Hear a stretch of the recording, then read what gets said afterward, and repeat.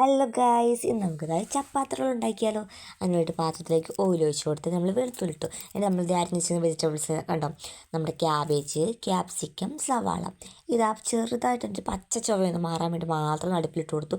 പാത്രം ചെറുതായപ്പോൾ പാത്രത്തിൽ മാറ്റിയിട്ടുണ്ട്. എന്നിട്ട് ഇതാ ഉപ്പും കുരുമുളകും ഇട്ട് എടുത്തിട്ട് നമ്മൾ നല്ലപോലെ ഇളക്കിയെടുത്തു. അതിലേക്ക് നമ്മൾ വറുത്തിട്ട് ചെറുതായിട്ടൊന്ന് ക്രഷ് ചെയ്ത് വെച്ച ചിക്കനും കൂടെ ചേർത്ത് കൊടുത്തു.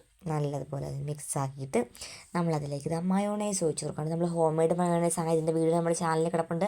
പിന്നെ അതിലേക്ക് നമ്മുടെ ടൊമാറ്റോ സോസ് ഒഴിച്ച് കൊടുത്തിട്ടുണ്ട്. എന്നിട്ട് നമ്മൾ നല്ലതുപോലെ മിക്സ് ആക്കി എടുക്കണം കേട്ടോ.